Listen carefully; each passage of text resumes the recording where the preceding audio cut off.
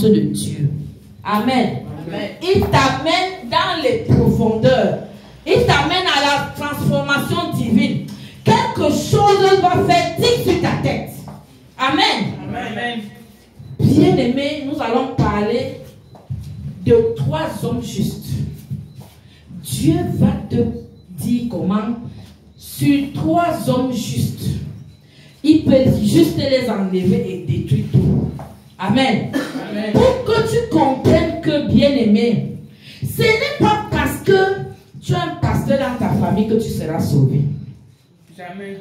Ce n'est pas parce que tu as ta mère qui prie pour toi que toi tu ne vas plus faire l'effort. Oui. Comme les gens disent que non, Dieu, la miséricorde de Dieu s'étend d'âge en âge sur ceux qui le craignent. Alléluia. Amen. Que ses bontés vont jusqu'à même la 7e génération. Donc toi tu vas rester là à dire que oui, comme mes parents étaient bien, ils étaient des pasteurs, leur grâce est sur moi. Est-ce que c'est ça? Jamais. Jamais. On va te montrer le contraire. Nous allons lire Ézéchiel, chapitre 14, à partir du verset 12 jusqu'au verset 23. Dieu va changer ta mentalité aujourd'hui. Il est écrit. Amen. Amen. La parole de l'Éternel me fut adressée en ces mots. Hey. Fils de l'homme, lorsqu'un pays pécherait contre moi en se livrant à l'infidélité et que j'étendrais ma main sur lui, si je brisais pour lui le bâton du pain, si je lui envoyais la famine, si j'en exterminais les hommes et les bêtes. Amen. Amen. La parole de l'Éternel me fut adressée. Qui est en train de parler? L'Éternel. Il faut répondre. Qui est en train de parler? L'Éternel. Non, la parole ne peut pas être adressée à l'Éternel. Amen. La parole fut adressée à Ézéchiel. C'est à Ézéchiel. Dieu adresse toujours sa parole à un de ses hommes, à un prophète. Alléluia. Amen. Est-ce que tu sais que tu es le prophète de ta famille? Amen. Dieu va souvent te donner la parole pour que tu ailles la donner à ta famille. Amen. Amen. Amen. Et tu es ton propre prophète. Donc Dieu donne la parole, adresse la parole à son prophète en ces termes. C'est pour ça que nous sommes dans le livre d'Ézéchiel, chapitre 14. Verset 12. Verset 12. Et c'est Ézéchiel qui est en train de parler. Parce qu'il faut bien comprendre. Qui parle ici? C'est Ézéchiel. Amen. Il y a des endroits où Dieu parle, mais ici, c'est Ézéchiel qui est en train de parler. Amen. Mais il dit ce que Dieu est en train de lui dire, de dire. Ce n'est pas ça. C'est ça. Alors, il dit que la parole de l'Éternel lui fut adressée en ces mots, en ces termes. Voici les termes par lesquels Dieu lui a donné la parole. Fils de l'homme. Qui est fils de l'homme ici? C'est moi. Et c'est d'abord Ézéchiel et c'est toi. Oui. Il parlait d'abord à Ézéchiel. Fils de l'homme, il dit à son prophète. Mon prophète. Lorsqu'un pays pécherait contre moi, c'est-à-dire, prenons le cas du Cameroun. Alléluia. On ne part pas loin. Lorsqu'un pays pécherait contre moi, lorsque le Cameroun pécherait contre moi, ça veut dire aussi que lorsque ta famille pécherait contre moi, lorsque le quartier pécherait contre moi, lorsque ton lieu de service pécherait contre moi, hein? En se livrant à quoi? À l'infidélité. Est-ce que tu comprends ça? Quand tu es fidèle à Dieu, c'est trop grave devant lui. L'infidélité. Tu es fidèle comment? Dieu t'a épousé. Tu es l'épouse de Christ parce que tu es dans l'église. Amen. Hein? Et tu laisses ton époux qui est Jésus. Tu pars chez un marabout qui est le fils de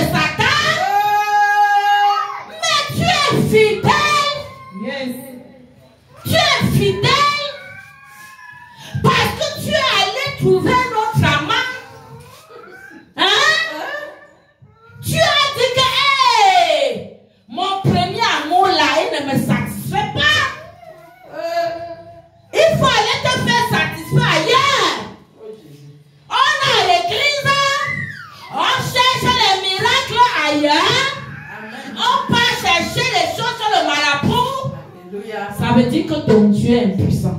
Amen. Ça veut dire que ton Dieu a été infidèle. Tu as montré à Dieu que tu ne peux rien pour moi. Est-ce que le Dieu là peut encore te faire les choses? Jamais. Hey! Au verset 14.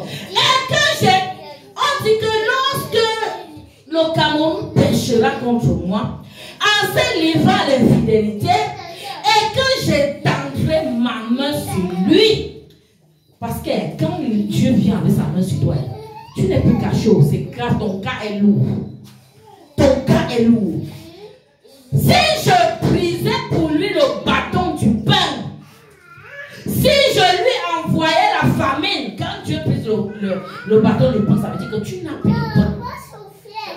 Il t'envoie la famine. Si j'en exterminais les hommes et les bêtes, quand la famine arrive, qu'est-ce qui se passe? Il extermine. Il faut savoir qu'il y a des famines, que c'est Dieu qui envoie. Parce que tout le monde est déjà en abomination dans les infidélités à gauche, à droite. Dieu même reste comme ça. Il dit que il met les mains à la joue. Il dit que moi-même si j'ai créé les gens, ils m'ont tourné le dos. Non, il dit que non. Non, il t'applaudit que non. En termes de péché, là, tu as dépassé les limites. Hey! Hey! Il dit donc que si le Cameroun est devenu comme il dit là, que c'est l'infidélité. Et maintenant, il a décidé que la famille va mettre. Il dit que, lis le verset 14, comprends ce qu'il dit maintenant. Au verset 14. Yes. Et qu'il y eut au milieu de lui ces trois hommes, Noé, Daniel et Job, ils sauveraient leur âme par leur justice, dit le Seigneur l'Éternel. Tu entends ce qu'il dit? C'est pendant que le peuple est dans l'infidélité et que Dieu est fâché contre ce peuple. Même si au milieu de ce peuple, il voit des personnes justes, ces personnes les personnes pour lesquelles il a détruit même le monde. Hein? On parle de qui? Ces trois personnes là, c'est qui? Noé! Daniel. Je dis, à cause de Noé, Dieu avait tué tout le monde entier. Amen. C'est Noé qui était resté avec sa famille, qui sont restés dans le Dieu. Est-ce que tu comprends ça? Amen. Parce que quoi? Noé était quelqu'un de juste, de fidèle à Dieu. Et qui encore? Daniel. Tu as vu Daniel que Dieu a défendu, quelqu'un d'intègre comme ça.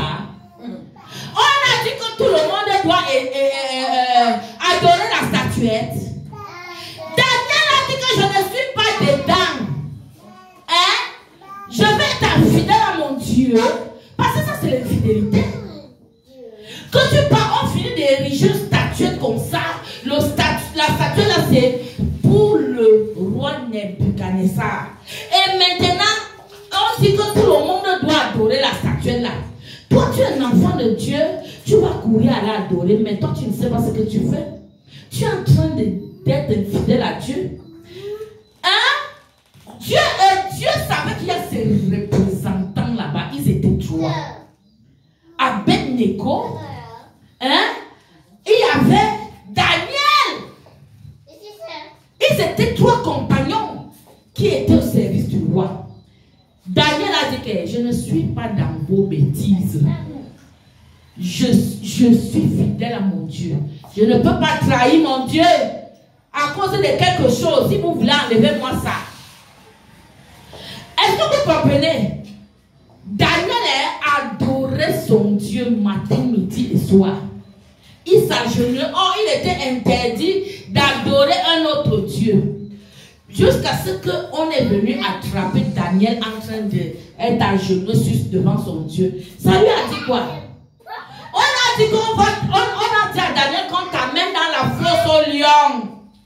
Daniel connaissait le Dieu en qui il avait cru. Hein? Quand tu connais ton Dieu, tu pars jusqu'au bout. Tu pars jusqu'au bout en restant fidèle à ton Dieu. Tu ne vas pas tomber à cause qu'on va te donner la nourriture. À cause qu'on va te donner la boisson. Tu commences, on te corrompt. Mais, est-ce que tu connais même ton Dieu là? Celui qui peut te donner la vie. Tu peux accepter celui qui va t'amener en enfer. Voilà comment Daniel a dit que amenez-moi n'importe où vous voulez. On l'a amené dans la fosse aux lions. Il y avait des lions. Les lions étaient là comme ça. Si tu vois les lions là, méchants, ils n'ont pas mangé le puer. Donc une personne arrive là, c'est fini pour la personne. Mais je t'assure que dès qu'on a lancé Daniel là-bas, on avait oublié que Daniel avait le lion de la tribu de Juda. Bien plus fort que tous les lions. Hein? Le lion de la tribu de Juda est venu sous sa forme de lion. Il a fermé la bouche de tous les lions. Les lions là sont restés regarder Daniel comme ça toute la nuit. Mais le Nebuchadnezzar savait que non, le gars s'il a trop l'onction. Quand tu as l'onction, connaît. Lui-même il est venu tôt le matin pour regarder que mais le gars si il sait sur qui compte. Quand tu as l'assurance sur ton Dieu, même les autres t'admirent. Amen. Il est venu le roi lui-même pour voir ce qui est arrivé à Daniel. Mais quand il est arrivé à côté, il dit que mince, je vois quelqu'un qui est en train de bouger là-bas, dans la cage là, mais le gars s'y est puissant. Son Dieu est puissant. Il l'a ouvert et Daniel est sorti. Je dis que le lion de la tribu de Juda avait fermé les gueules de tous les lions. Mais c'est lui le patron des lions. C'est lui qui a créé tous les lions. Amen. Amen. Et qu'est-ce que Nebuchadnezzar, le roi, a dit? Quand tout le monde adore le Dieu de Daniel, imagine, est-ce qu'on peut dire ça? Est-ce que toi, à cause de toi, quelque part, on peut dire que non, c'est ton Dieu qui est fort? Non. Mais quand tu es moqué, qui va même connaître ton Dieu? Tu es d'abord moqué, nonchalant comme ça, là, peureux comme ça. Dès que moi, des petites choses, tu n'es plus là avec ton Dieu. Daniel était avec son Dieu malgré tout. C'est pour ça que ce Daniel-là, Dieu dit que même si on met Daniel dans le Cameroun avec les infidélités, Daniel ne pourra pas sauver tous les gens là. Même pas Noé. Et qui encore? On a encore parlé de qui? Job. Job! Hey! Tu connais Job comment? Satan allait l'accuser. On a parlé de ça l'autre jour. C'était mercredi. Satan, l'accusateur, qui accuse les frères, est allé accuser Job chez Dieu. Ah, celui-là, c'est parce qu'il te loue, il t'adore, il est encore avec toi. Parce que tu as mis une muraille de feu et de pierre, c'est-à-dire qu'une muraille autour de lui. Quand tu as la muraille de Dieu, Satan ne peut pas te toucher. Si tu enlèves la muraille, Job ne va plus te servir. Dieu lui a dit que pas enlever la muraille, mais ne touche pas sa vie. Quand il est parti, il a traumatisé Job. Il a mis la maladie sur Job. Il a tué les enfants de Job. Il détruit tout le troupeau. Mais jusqu'à ce que sa femme est venue lui dire que mon Dieu est mort. Job a dit que jamais de la vie.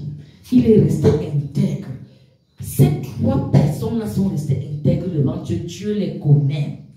Il dit que même si un Job là, si on le met au Cameroun dans cette situation, il va détruire le Cameroun et enlever Job. Donc, il est prêt à détruire et laisser les trois. Amen. Oh, nous on sait que quand il y a des personnes comme ça, à cause d'eux, il va laisser. Il ne va pas détruire, non? Yes. On continue. Au verset 15. Voici encore un autre exemple. Au verset 15. Yes. Si je faisais parcourir le pays par des bêtes féroces, qui le déplorerait, s'il devenait un désert où personne ne passerait à cause de ces bêtes. Et au verset 16. Et qu'il y eut au milieu de lui ces trois hommes. Je suis vivant, dit le Seigneur l'Éternel. Il ne sauverait ni fils, ni fille, eux seuls seraient sauvés et le pays deviendrait un désert. Est-ce que tu sais que si le pays décide d'abandonner Dieu, comme on dit même que lors de la canne, même les églises sont fermées pour ne plus rendre que tu sais que Dieu peut se fâcher pour ça. Les gens, beaucoup d'églises ont fermé pour aller à la canne. Hein? J'ai vu quelqu'un qui prêchait l'évangile devant le stade d'Olympe. Et il dit aux gens que qui le regarde. Il avait les tracts, il peut même donner le tract à quelqu'un. Personne ne veut pas. Je l'entendais comme il disait que le Dieu qui te crée, toi tu viens sur le football qui est devenu une idole. Jusqu'à ce qu'on te même prenne seulement le tract. Non, il était là seul, personne ne prenait ces choses.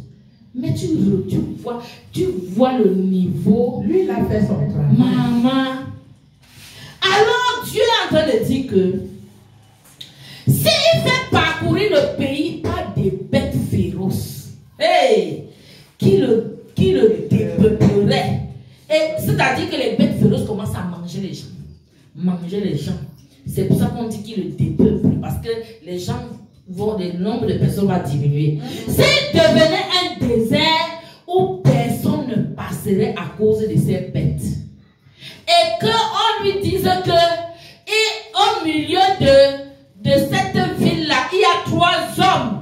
Les 3 hommes qu'on a cités, Noé, Daniel et Job. Il dit que Dieu dit que, vous savez ce qu'il veut faire. Je suis vivant, dit le Seigneur l'Éternel. Il ne sauverait ni fils ni fille. Eux seuls seraient sauvés et le pays deviendra un désert. Hein? Tu comprends ça? Si dans une ville, il y a Job, il y a Daniel et il y a Noé, Dieu est capable d'envoyer des bêtes féroces pour tuer tout le monde. Ces bêtes-là ne vont pas toucher Noé, Daniel, mais tout le monde va périr et ça deviendra un désert. Une façon de dire que Dieu est fâché quand on tourne le dos à Dieu. Quand tu es infidèle à Dieu, Dieu cherche les moyens pour t'exterminer. Il faut comprendre que certains fléaux qu'on voit souvent ici, c'est Dieu qui envoie. Amen. Il faut comprendre ça.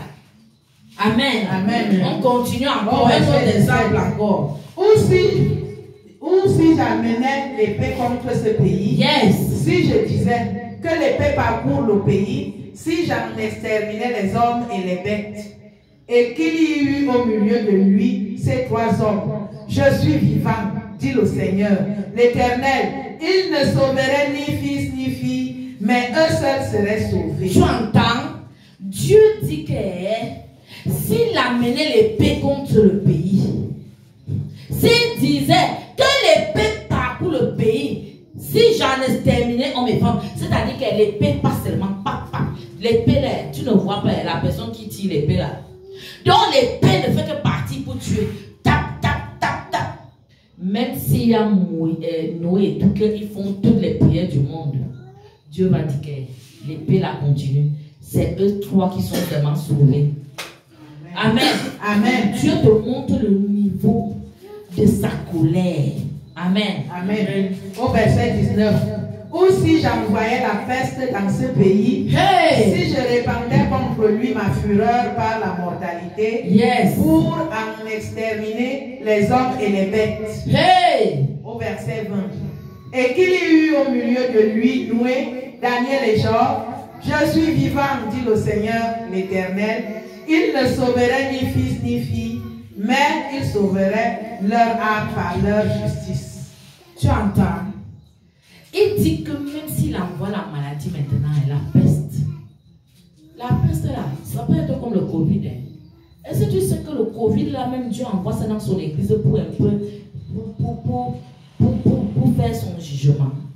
Amen. Dieu envoie le Covid pour finir même les personnes. Pour dire que Dieu laisse faire. Et Dieu pouvait décider que le Covid a fini, non? Ça lui coûte quoi? Rien. Mais il laisse ça, il sait ce qu'il fait. Amen. Amen. Les gens ont prophétisé que le Covid va finir. Et le Covid n'est jamais fini. Les prophètes ont prophétisé que ça va finir. Amen. Mais ce n'est jamais fini. Bien aimé, il faut faire attention à Dieu. Ne dis pas que j'ai tel qui est pasteur. Ou bien j'ai un juste dans ma famille à cause de lui là. Notre famille, Dieu, parce qu'on dit que quand tu es en Christ, tu sauves ta famille. Il faut savoir que c'est lui qui doit venir prêcher pour vous dire que changez comme Jean-Baptiste faisait. Race de vipère. Qui vous a appris à ne pas fuir la colère à venir? Même Jean-Baptiste, quand il est venu, il a dit race de vipère. Parce que les hommes avaient des cœurs mauvais. Avec comme si c'est fini. Amen. Comme si c'était déjà fini. Je te dis. Les hommes ont. Quand tu dis ils ont, non, ils ont. Ça continue, franchement. Ah, je voulais parler du temps de Jean-Baptiste. Ah, ça continue, le Sodome et Gomorrhe, c'est même ma fille. J'ai d'abord prêché ça sur Facebook aujourd'hui. Quand ma fille a lu ça, elle m'a dit, maman, parce que je me suis envoyé le coup. Elle a dit qu'elle a fait les larmes que maman, quand je lis ça. Non, maman, je prie pour mes frères, pour mes soeurs, pour mes enfants, pour moi-même.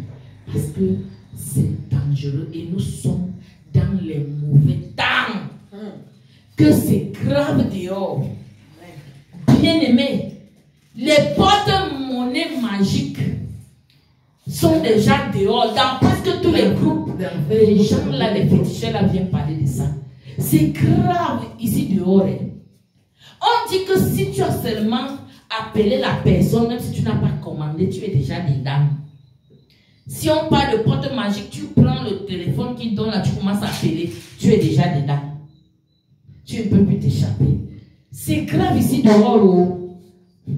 Amen. Et il y a beaucoup de jeunes qui sont dans ça, dans les porte-monnaie magiques. On dit que chaque jour on te donne 1 million. L'argent passé, là, tu prends ça, tu fais quoi avec? Je veux la vie. Quelque temps, si tu prends même ça 1 semaine, c'est fini pour toi, tu ne peux plus sortir. Amen. Amen. Au verset 21. Oui. Ainsi parle le Seigneur l'Éternel. Quoique j'envoie contre Jérusalem mes quatre châtiments terribles, l'épée et la famine, les bêtes féroces et la peste, pour en exterminer les hommes et les bêtes. Tu entends? Dieu dit que ainsi parle l'Éternel. Même comme j'envoie contre la ville là, contre ton pays là, contre ta famille là, ou bien le quartier là, je ne sais pas quel endroit a péché. Il dit que même comme il envoie 4 châtiments terribles, lui-même il sait que c'est terrible. Amen. Amen. Pour en exterminer les hommes et les bêtes. Il dit que il y aura néanmoins un reste. Le reste là, ce sera ceux qui sont justes. Comme les Noé, comme les Job et comme Daniel. C'est ces restes-là qu'il va sauver. Quand il va détruire, il ne peut pas tout détruire. Est-ce que tu sais que quand cette parole est venue, j'ai dit que la parole de Dieu dit que le jour de la fin des temps, il avait dit qu'il ne faut pas t'occuper des mauvaises herbes, on appelle ça quoi? Avec le blé. L'ivraie et le blé doivent pousser ensemble. Mais maintenant, à la fin, au moment de la boisson, on va donc enlever l'ivraie, bouger au feu. Et Dieu est en train de faire le travail là maintenant. Il est en train d'enlever l'ivraie. Vérité. Il est en train d'enlever l'ivraie. Vérité. Il est en train de, je te dis, tu es là comme ça, tu vois seulement telle est partie. Tu es là comme ça, telle est partie. Tu regardes seulement dans l'église. Depuis 2021, les grosses têtes, les grosses têtes, les grosses têtes, les grosses têtes, c'est grave. Répandons-nous et convertissons-nous. Amen. Cherchons comment bien vivre pour que la colère de Dieu ne s'abatte pas sur nous. Amen. Bien-aimé, arrange tes voix.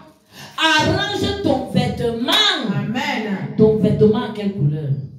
Est-ce que vous savez que nous sommes déjà au début de ce qu'on appelle on avait dit que Jésus va venir après une période de 7 ans. Nous sommes au début de ça. Est-ce que vous savez que la puce est en préparation? À un moment là, on va installer la puce. La Bible dit que c'est la main droite. On va installer la puce ici. Pour acheter, pour vendre. Tu ne pourras ni acheter ni la nourriture dans un magasin si tu ne présentes pas ça. Même ton compte à la banque devra avoir ça.